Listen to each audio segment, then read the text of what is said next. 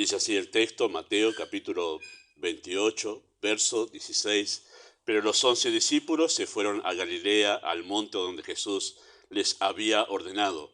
Y cuando le vieron, le adoraron, pero algunos dudaban.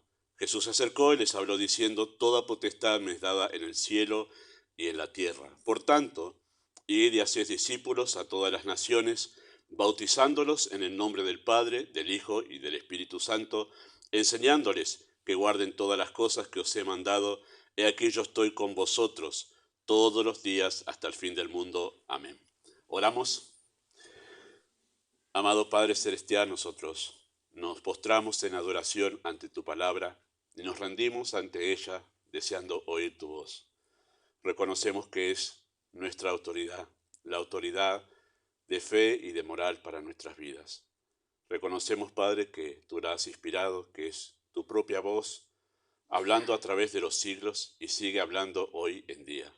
Y por eso, Padre, al considerar en esta mañana, en esta tarde, este pasaje tan particular, rogamos, Padre, que tú abras el entendimiento para hablar mucho más allá de lo que hemos de decir en este momento. Y que tú vayas, porque eres poderoso para hacerlo, más allá de las limitaciones que todos tenemos. Tu siervo para enseñar y cada uno de nosotros para escuchar. Confiamos que tú puedes hacer la obra, no porque tengamos capacidad, sino porque tú tienes poder para entrar en lo más íntimo del corazón y hacer entender la Escritura e incluso aplicarla de la manera que tú quieres en los corazones en esta tarde aquí. E incluso oramos que si hay alguien que aquí no te conoce, tú despiertes la vida para que pueda ver a Cristo y pueda acudir a Él en arrepentimiento y fe. Pedimos tu bendición en nombre de Jesús. Amén. Muy bien, pueden tomar sus asientos. Muchas gracias. Bueno, la temática es oportuna justamente para poder hablar acerca del bautismo. No siempre se presenta la oportunidad para esto. Tuvimos bautismo también allí en Lavallaol a comienzo del año y era una buena oportunidad para tocar el tema y abordarlo desde la Escritura, ¿sí? El bautismo está entre los rituales que más mal se han interpretado, ¿sí? Lo podemos ver en nuestra cultura, lo podemos ver a través de los siglos, a través del paso del tiempo del cristianismo, diferencias en cuanto a cómo se hace, el concepto para poder explicarlo. Bueno, hay tantos conceptos y tantas prácticas que uno dice, wow, parece que se ha creado alguna confusión en cuanto al bautismo, ¿sí? No son pocas las personas que se bautizan sin saber lo que han hecho.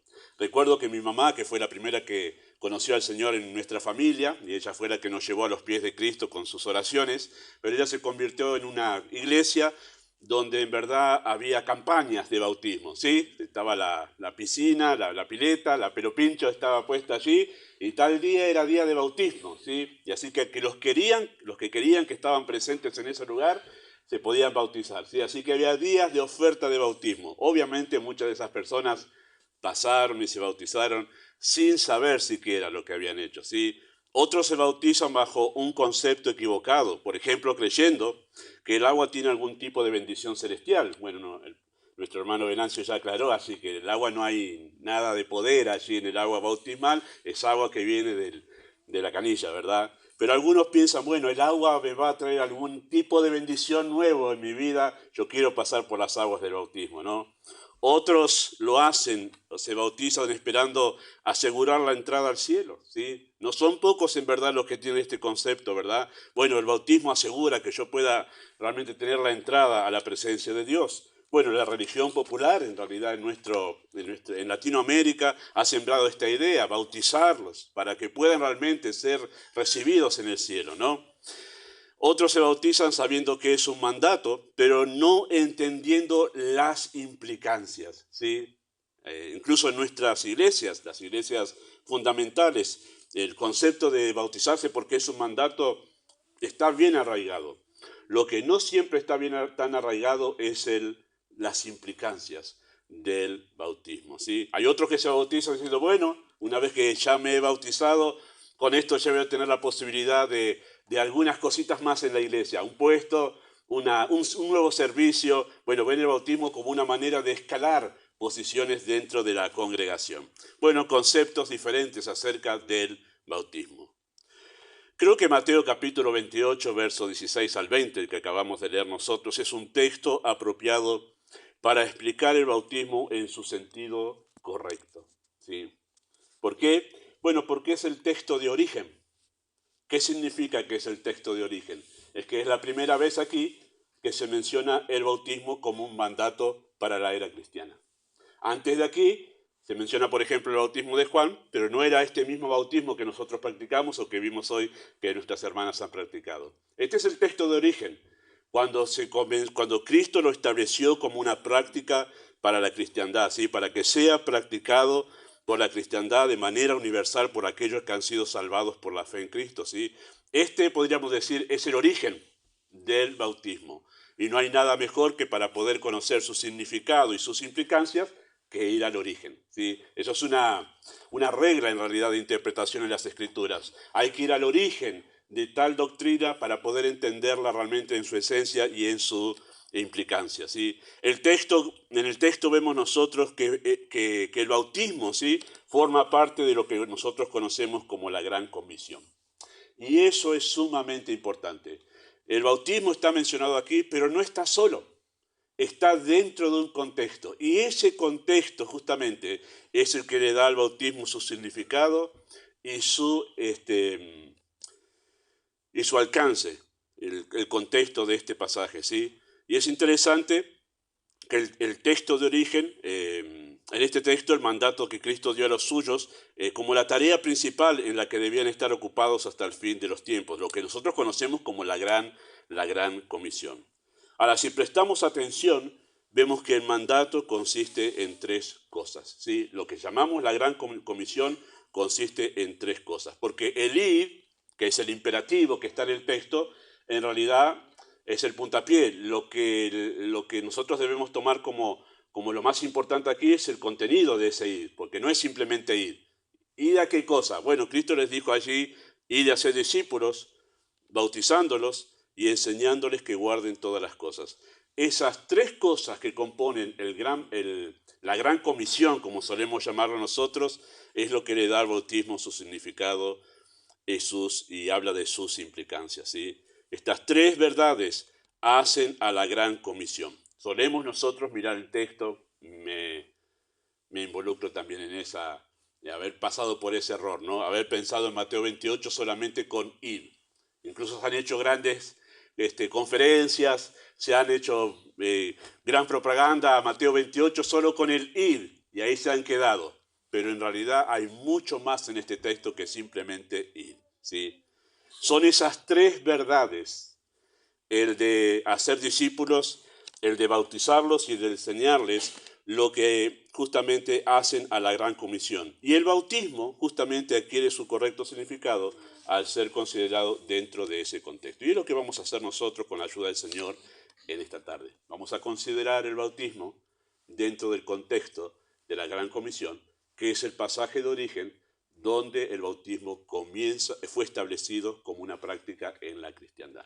Vamos a mencionar nosotros cuatro cosas respondiendo una pregunta. ¿Qué nos enseña a nosotros este pasaje sobre el bautismo? ¿Qué nos enseña Mateo capítulo 28, versículo 18 al 20 acerca del bautismo? Si bien es la gran comisión, el propósito es hacer entender o comprender el bautismo en este contexto, ¿verdad?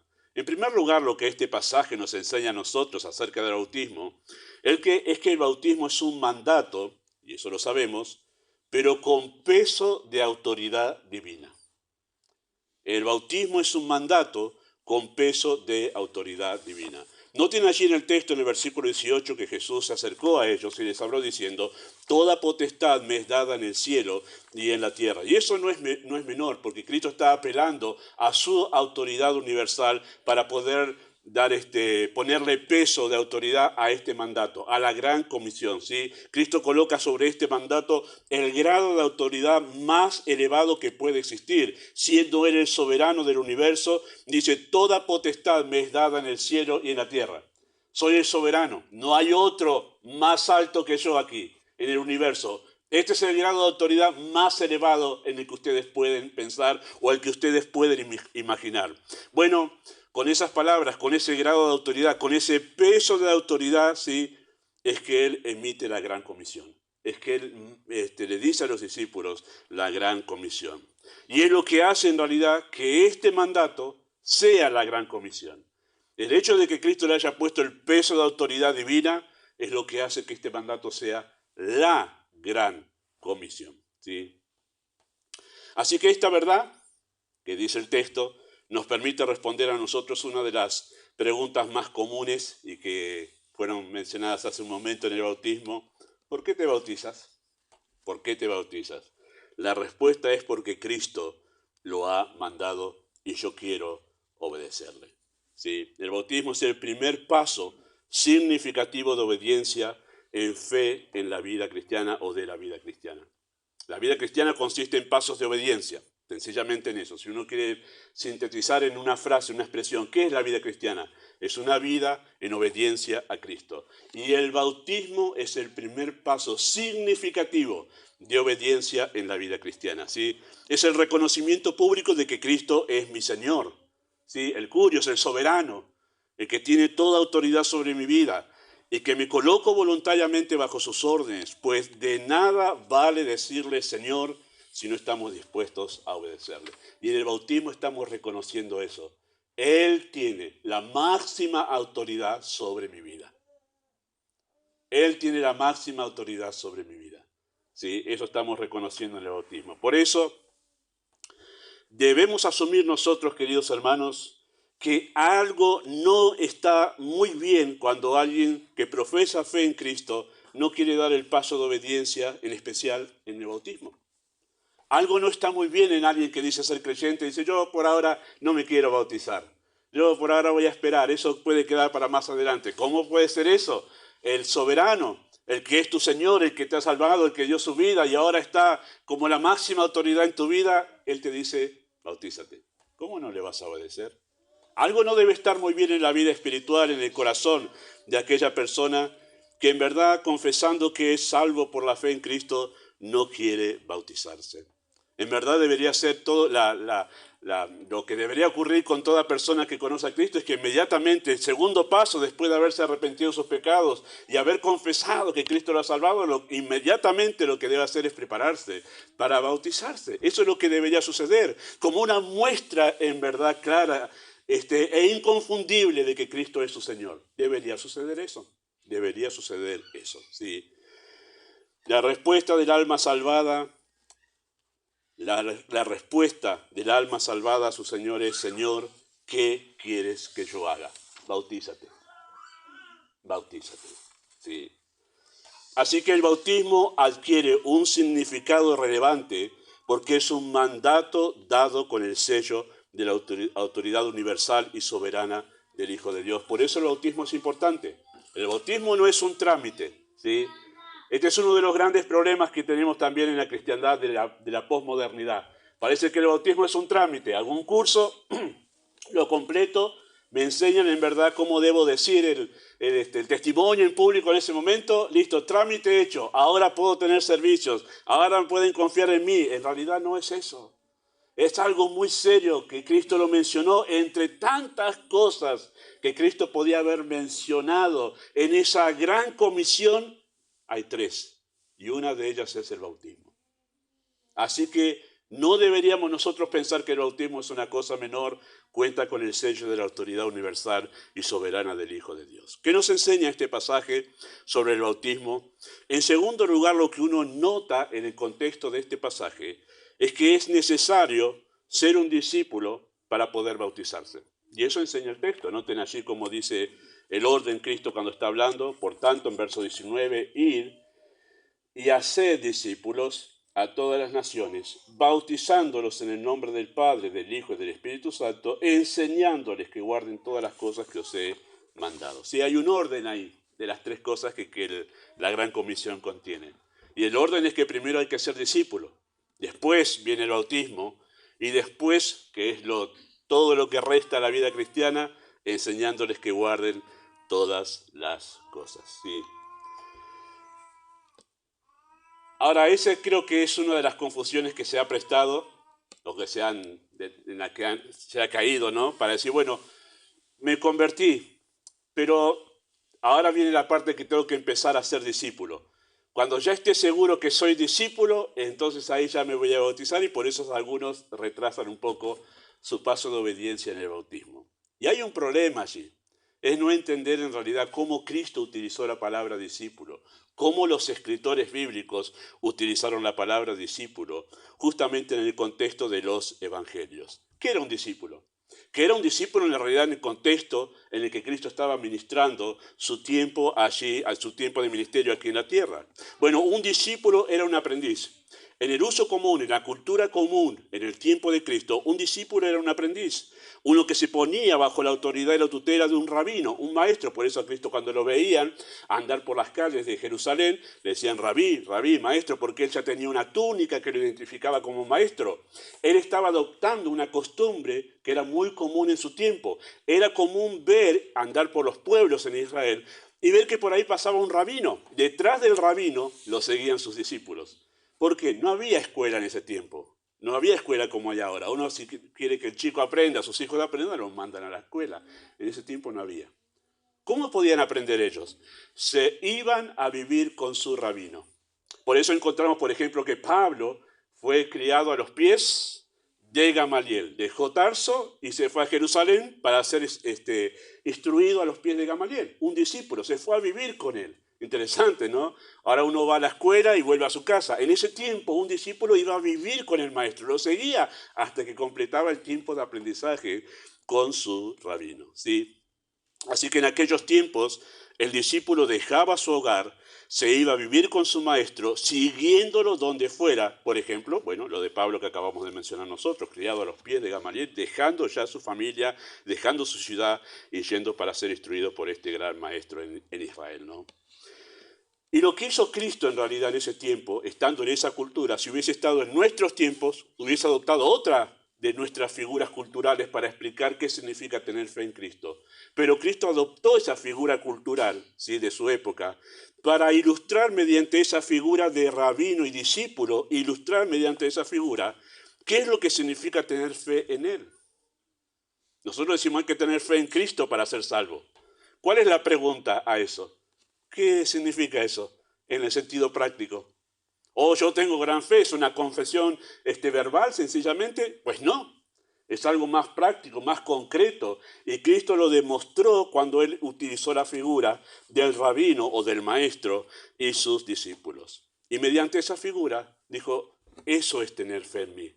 Alguien que deja su vida para ponerse bajo mis órdenes, bajo mis enseñanzas, bajo mi instrucción, para seguirme a mí, para estar conmigo, someterse a mis enseñanzas. Eso era un discípulo.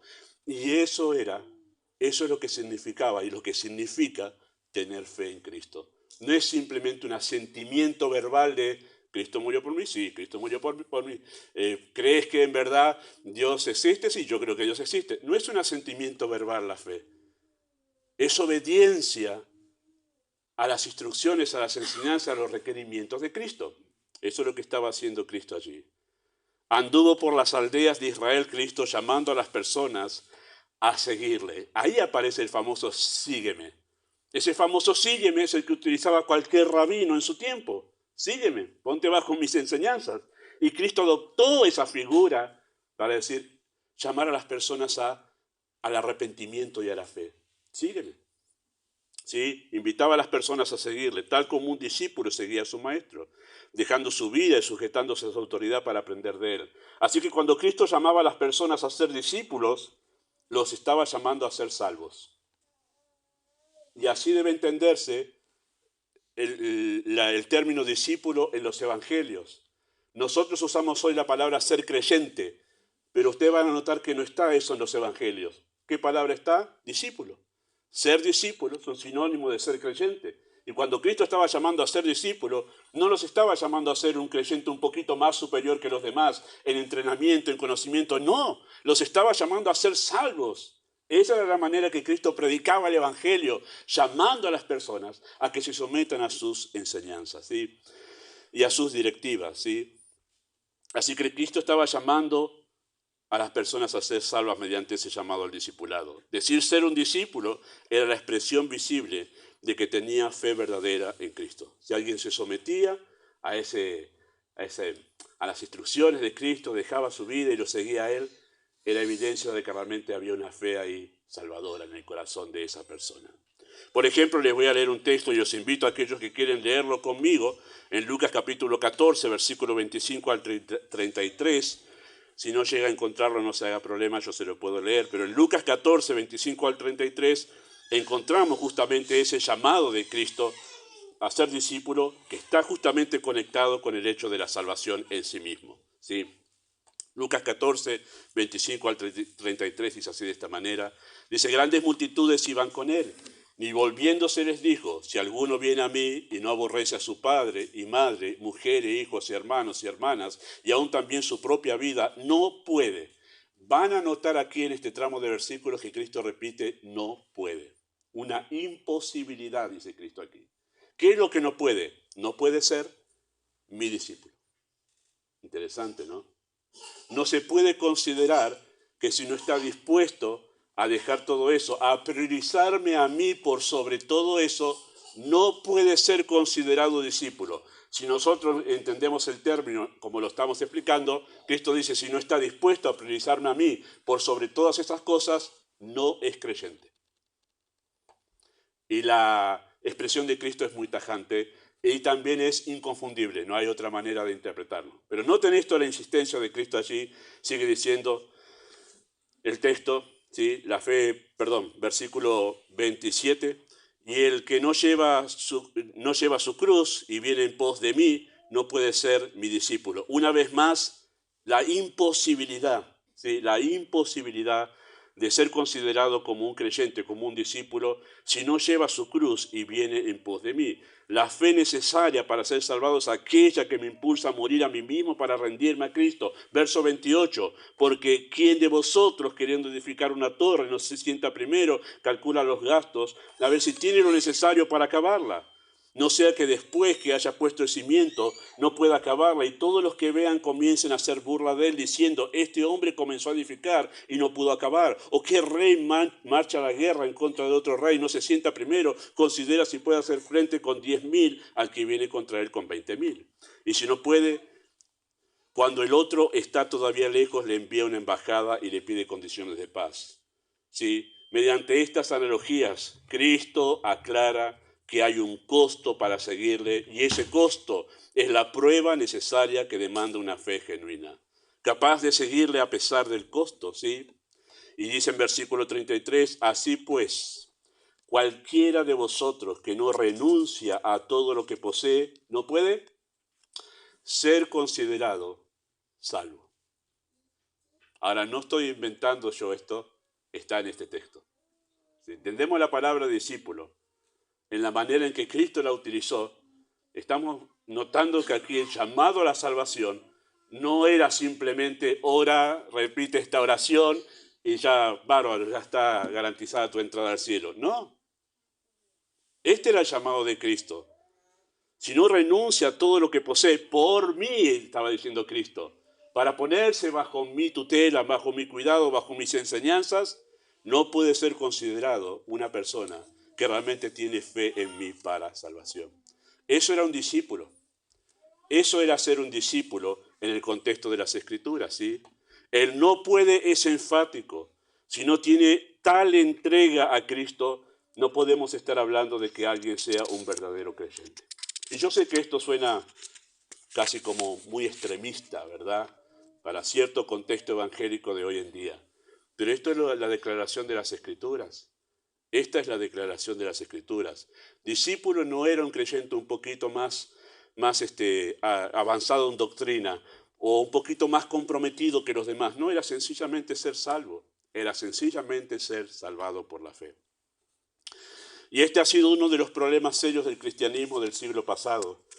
Se ha pensado que un discípulo es un creyente más consagrado, más comprometido, más fiel que los demás o que los otros creyentes. Son creyentes, aunque menos consagrados se solía decir. Pero la Biblia nos enseña que un discípulo es un creyente y que todos los creyentes verdaderos son discípulos.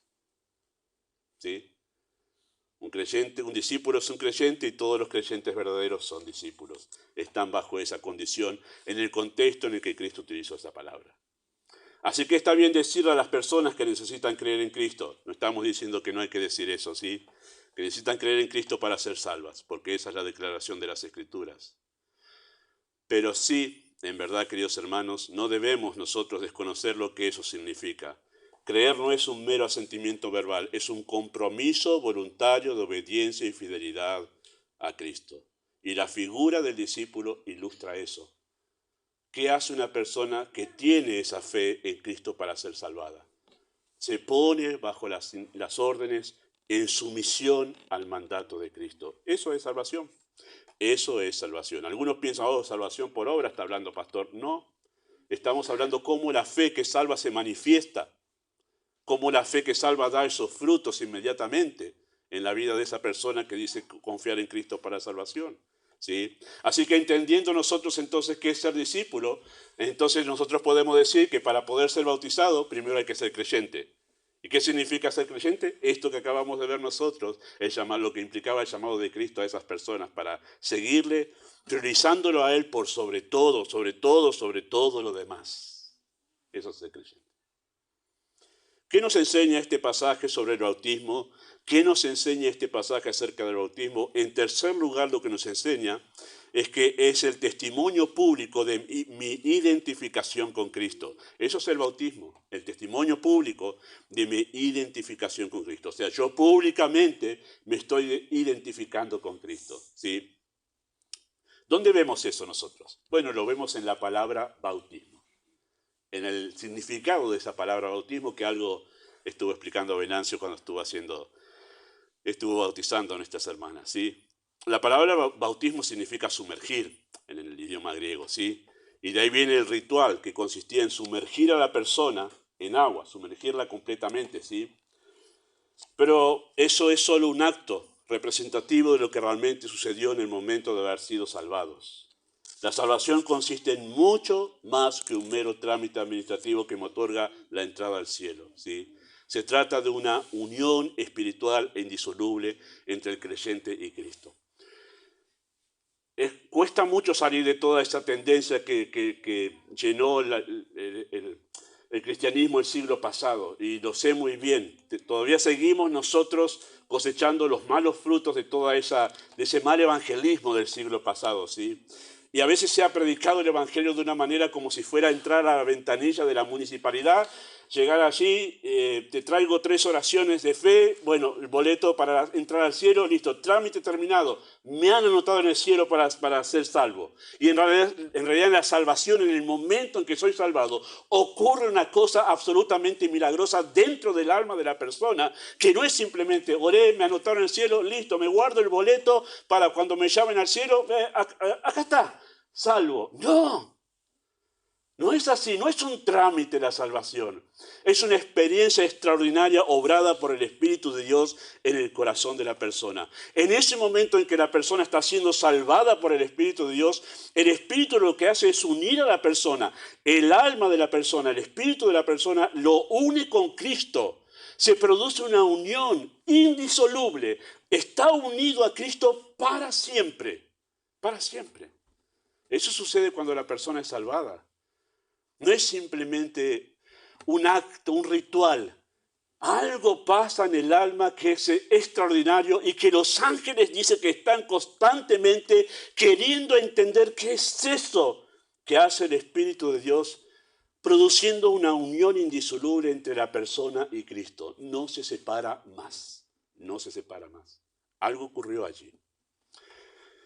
Sí, aconteció algo asombroso en el corazón de esa persona, uniéndose con Cristo. A esta unión que produce el Espíritu en el momento de la salvación entre el alma de la persona y Cristo, se la conoce como el bautismo del Espíritu.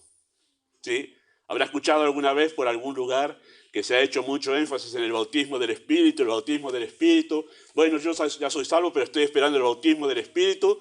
Bueno, en realidad el bautismo del Espíritu es esto, es en el momento de la salvación el Espíritu sumerge a la persona en el cuerpo de Cristo. Eso es el bautismo del Espíritu. Es sumergido, es unido al cuerpo de Cristo. ¿Sí? De esa manera está unido a Cristo.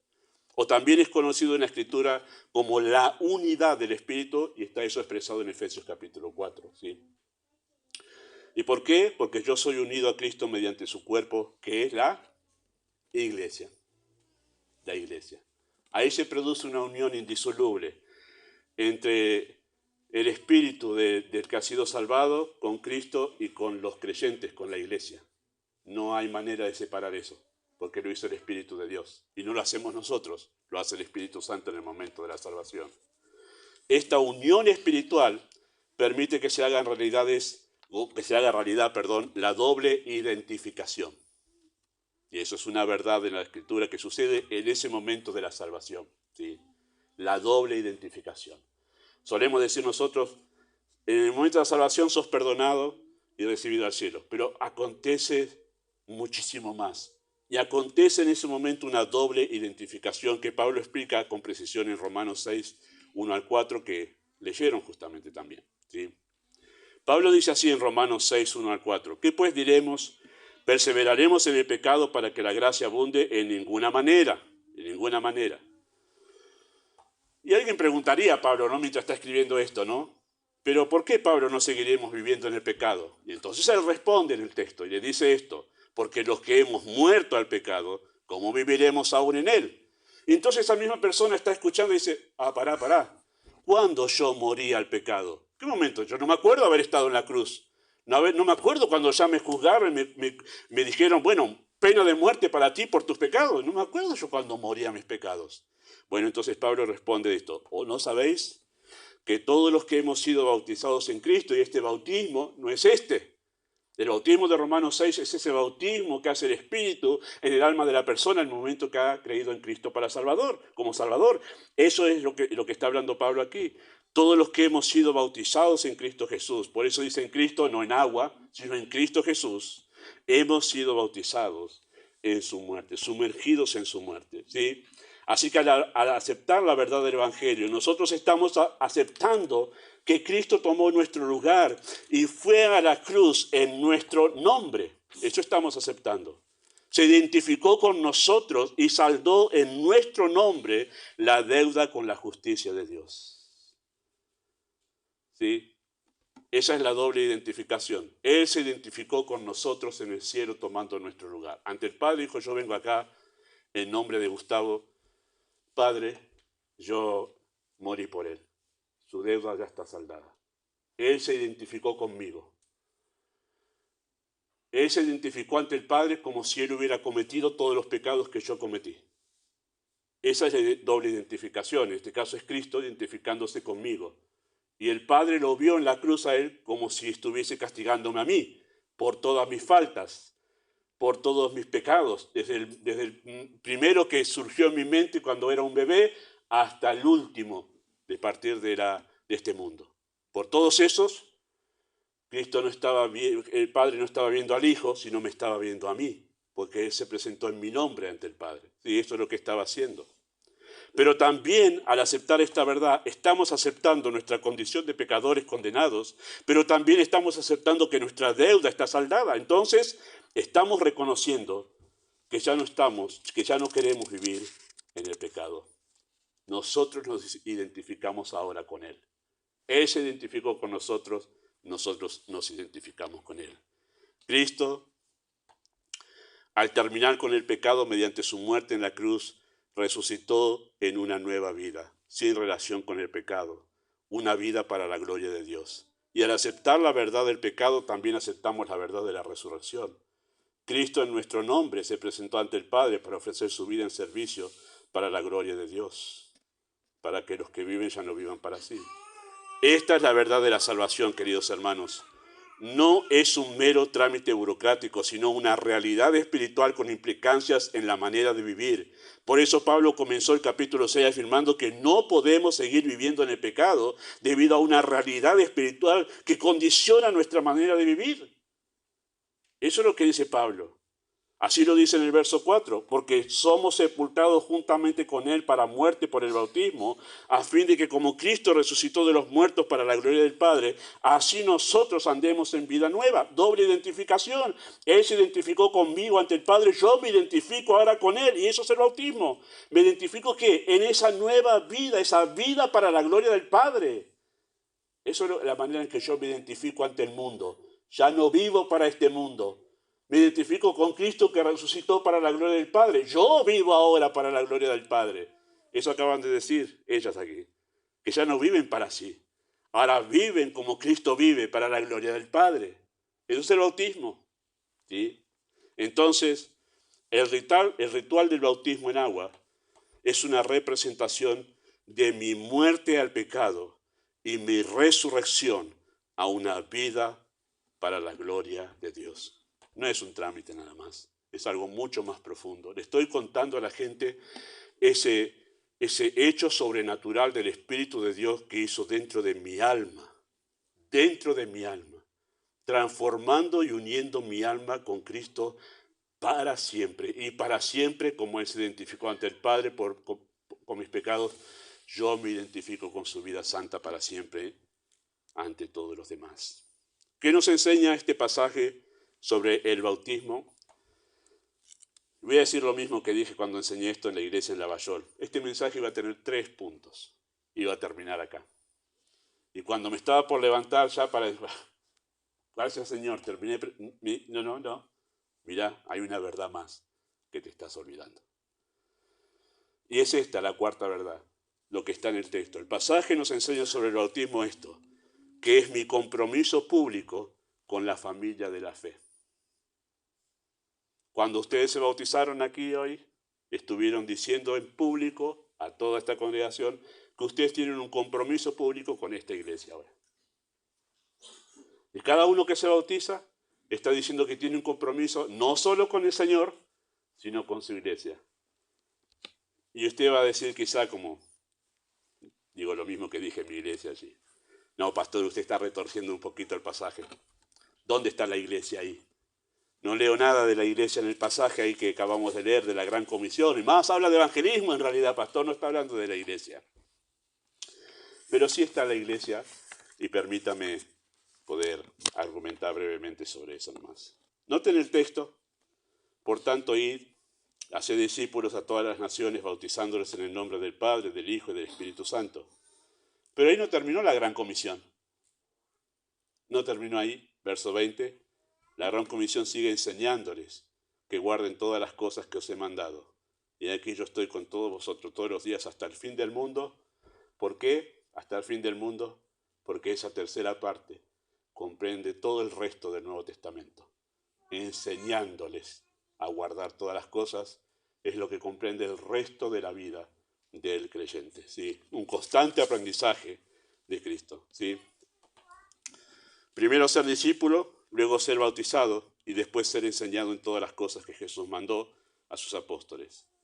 Todo creyente instruido está de acuerdo con lo primero, pero no todos tienen presente lo segundo como parte de lo que el bautismo representa. ¿Sí? No relacionamos lo segundo con el bautismo, pero el texto sí. El texto relaciona 3 cosas acá.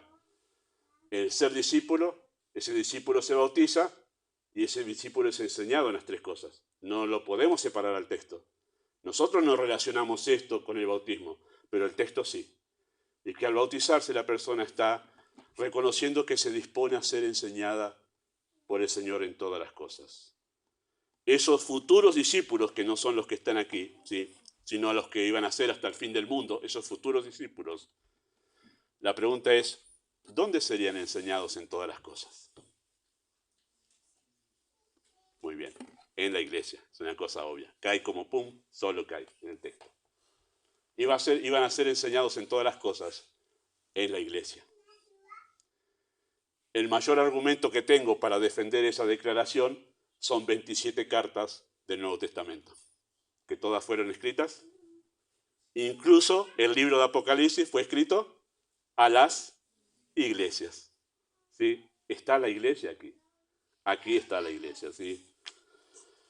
Esos futuros discípulos al bautizarse estaban asumiendo un compromiso tal con la iglesia local que serían instruidos en las verdades de la fe, serían instruidos en las verdades de la fe. Este compromiso con la iglesia también está representado en el bautismo. La vida nueva a la que ha resucitado es una vida en compromiso con la iglesia de Dios.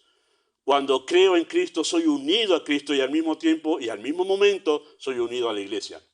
Soy unido a Cristo. Y está lindo eso, ¿verdad? Oh, yo soy uno con el Señor. Soy uno con Él y esa unión es para siempre. Pero no solo con el Señor soy unido. Soy unido con los demás creyentes. Y el argumento más fuerte para defender eso es Efesios capítulo 1, 2, 3. Y el 4 está el mandado a guardar la unidad con la iglesia. Pero hay 3 capítulos en la carta a los Efesios que me dicen que yo estoy unido de manera inseparable con la iglesia de Dios. No hay manera, no existe en la cristiandad el creyente solitario, el llanero solitario cristiano, ¿no? Está unido, y no por el pastor, está unido por el Espíritu a los demás creyentes, de la misma manera que está unido a Cristo. ¿Sí? Interesante esa verdad. Soy unido a la iglesia, esto se lo conoce como el bautismo del Espíritu. Y eso está en 1 Corintios 12, 12 al 13, no lo vamos a leer ahora, pero ahí se lo llama el bautismo del Espíritu. Cuando el creyente es incluido en el cuerpo de Cristo como parte de uno de los miembros que hace funcionar el cuerpo para llevar adelante la voluntad de Dios en la era de la iglesia. ¿Sí? Y eso se lo llama el bautismo del Espíritu. Porque así como el cuerpo es uno y tiene muchos miembros, pero todos los miembros del cuerpo, siendo muchos, son un solo cuerpo, así también Cristo. ¿Sí? Porque por un solo espíritu fuimos todos bautizados en un cuerpo. ¿Sí? ¿Por qué Pablo hace ese acento de todos bautizados en un cuerpo? Porque en esa iglesia algunos decían, yo tengo el don de lenguas, en manifestación de que yo realmente tengo el espíritu. Si tú no tienes el don de lengua, el espíritu no está.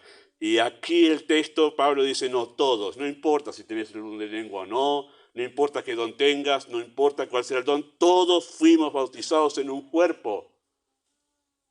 Todos los que hemos sido salvados, sean judíos o griegos, sean esclavos o libres, a todos se nos dio a beber de un mismo espíritu. Si el bautismo en agua es la representación visible del bautismo del Espíritu, entonces no solo represento mi unión con Cristo al bautizarme, sino también con la iglesia.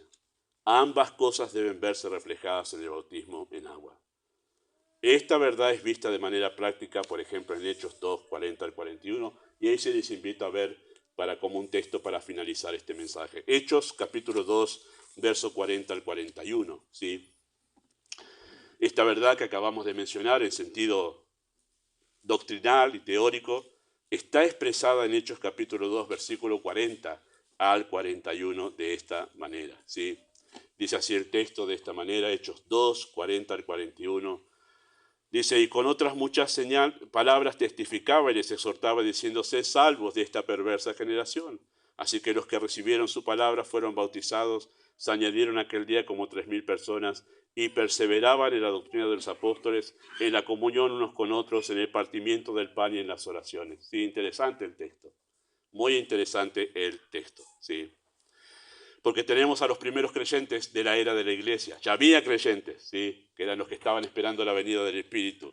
Pero al darse inicio a la era de la iglesia, nosotros encontramos aquí los primeros convertidos, esos primeros 3,000 bajo la predicación del apóstol Pedro, ¿sí? Lucas habla acerca de ellos diciendo, refiriéndose a su salvación como los que recibieron su palabra. No dice los que hicieron la oración, sino los que recibieron su palabra fueron bautizados. ¿Y qué hicieron esos?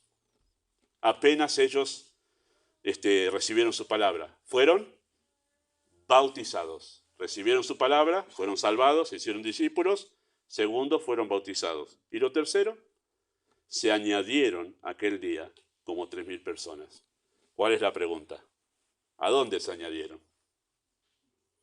A la iglesia que se estaba formando.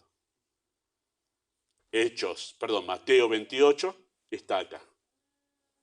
Fueron hechos discípulos, se bautizaron y se añadieron. Y cuando se añadieron, perseveraban en las doctrinas de los apóstoles.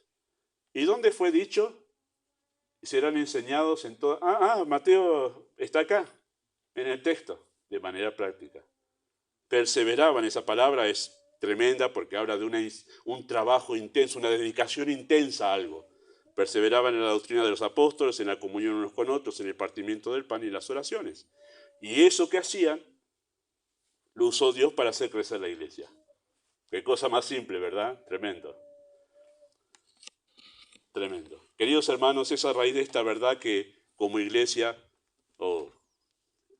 copié el mensaje tal cual yo lo voy a decir. Esto yo enseño en la iglesia en Lavallol.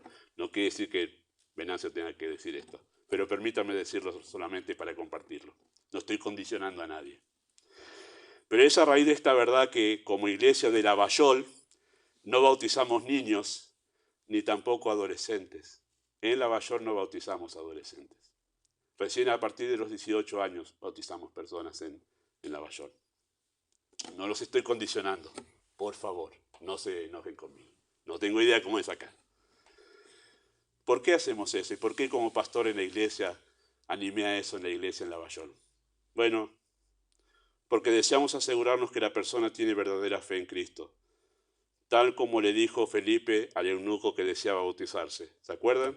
El eunuco le dijo, bueno, acá hay agua. ¿Qué le dijo Felipe? Si crees, de todo corazón. No solo si crees de todo corazón. Y yo creo que en verdad, en esta cristiandad posmoderna, el bautismo especialmente, no significa que adultos no han caído en este error, pero especialmente de adolescentes, lo he visto yo. Es personal esto, sí, lo he visto yo. Se han bautizado porque otros se han bautizado. Y a los pocos meses se los ha visto fuera de la iglesia. Fuera de la iglesia. Y a veces es mucho mejor, perdón este tono ya personal, es mucho mejor esperar. ¿Querés bautizarte? ¿Realmente tenés fe en Cristo? Prepárate entonces. Prepárate, atravesá esta etapa de la adolescencia que es conflictiva, que puede traer confusiones. Quizá también pueda hacer que no tengas todo en claro acerca de la fe. Prepárate y a los 18 te bautizamos. Si hay fe, ¿qué va a hacer? Va a esperar. Va a esperar, sin duda alguna. Claro, usted puede decirme, y también lo tomo en cuenta, puede haber excepciones en todos estos casos. Incluso puede haber niños, que los he conocido también, de 7, 8 años, que uno diría, no hay dudas que tiene fe en Cristo. Pero no lo bautizaríamos, ¿verdad? O por lo menos yo no, todavía. Es a raíz de esta verdad que como iglesia no animamos a bautizarse a nadie que no tenga un claro compromiso con la iglesia. ¿Sí? En Lavallol por lo menos no hacemos campaña de bautismo. No es que hoy hay bautismo y todos los que quieran, que han venido, no importa si viene por primera vez, bautícese. No bautizamos a nadie que no tenga un claro compromiso con la iglesia. Incluso aún siendo creyente, aún diciendo en verdad que ha recibido a Cristo, no me animaría a bautizarlo si no veo que tiene un compromiso claro con la iglesia. Por lo que el bautismo significa un compromiso, identificación con la iglesia de Cristo. Y es a raíz de esta verdad que hemos considerado que todo creyente que se bautiza debe asumir el compromiso de unirse a la membresía. También eso es nuestro. Nosotros hacemos un curso de bautismo y membresía juntos en Lavallol. ¿Por qué? Porque los creyentes que se convirtieron en hechos recibieron la palabra, se bautizaron y se unieron. Y ese se unieron se hicieron miembros de la iglesia. ¿Qué mayor muestra de compromiso con mi Señor que yo sea miembro de la iglesia? Y por favor no vayan corriendo ahora a decirle quiero ser miembro, no. Eso es nuestro, ¿sí? Pero lo entiendo eso a la luz de la Escritura, fuera de toda broma, ¿sí? No es coherente estar de acuerdo con una verdad y no con la otra. Y digo esto ya así en un tono serio, también me ha tocado ver personas bautizarse, pero yo con la membresía, pastor, todavía, ¿cómo que no? ¿Dónde está el hecho de tu compromiso que Cristo murió por ti y tú ahora te identificas con Él? Ahora, por la hora, ¿no compromiso? Por eso es que nosotros hemos, en verdad, pensado, yo como pastor he pensado en la iglesia, no puede ser que estés de acuerdo con el bautismo, pero no con comprometerte con tu iglesia. Y es a raíz de esta verdad que entendemos lo importante que es el bautismo como un ritual representativo de las grandes verdades del Evangelio. Así como la mesa que hemos participado, que es la representación de las grandes verdades del Evangelio, el bautismo no es un trámite, es la representación de las grandes y sublimes verdades del Evangelio y no debe ser tomado en poco. Señor, bendiga esta enseñanza. Él puede hacerlo, Él puede hablar más allá de lo que hemos hablado en esta tarde. Amado Padre Celestial, deseamos, amado Dios, que seas tú el que hables a través de la Escritura, trayendo mayor entendimiento de la que tu siervo ha expresado a través de este texto. Y deseamos, Padre, que seas tú honrado al mover los corazones en pos de un mayor compromiso con Cristo. Y aquellos que aquí no te conocen, que aunque hemos dicho verdades que quizás son nuevas, tú eres poderoso para llevar los corazones a rendirse a Cristo en esta tarde. Así que oramos en el nombre de Jesús. Amén.